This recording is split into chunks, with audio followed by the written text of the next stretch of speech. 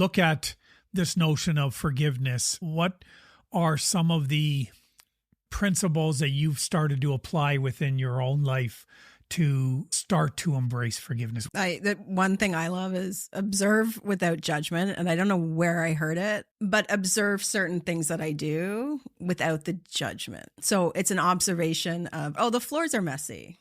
Not, oh, the floors are messy. You're lazy. Why didn't you clean them? The floors are messy.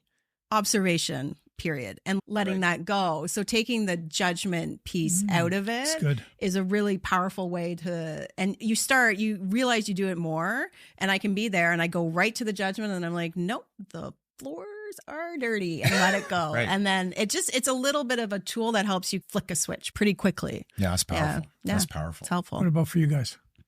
I find that putting pen to paper is very therapeutic for me. And same. I try to practice.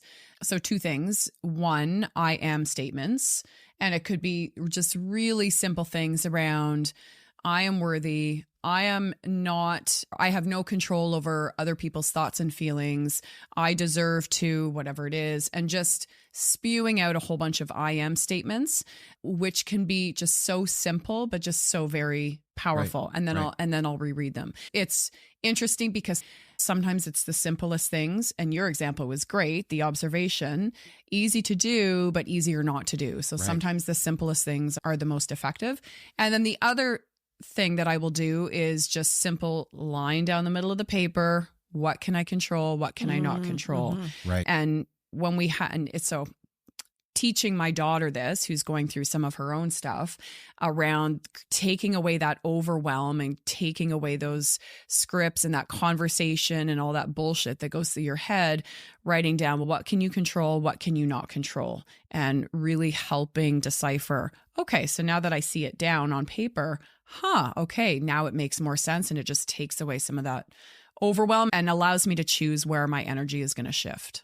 Yeah, that's powerful. It's interesting that we, again, begin to embrace these scripts or these phrases, I should say, the language, whether it's writing down the statements, when you say, for me, it's very much the same. One of the phrases that I've embraced when it comes to energy, when emotions go through is, oh, that's interesting. Oh, that's interesting. And let that emotion go out. Now I can look at it and name it.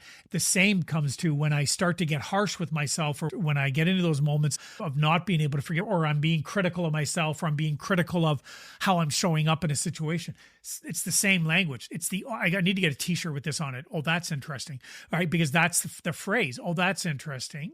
For me, for whatever reason, that script, that phrase triggers some kind of, now I'm going to process. Right. And when I allow myself to process what I'm doing or experiencing or feeling in that moment, I'm less likely to be harsh on myself and more likely to forgive myself if I can use some kind of language to trigger, it's time to explore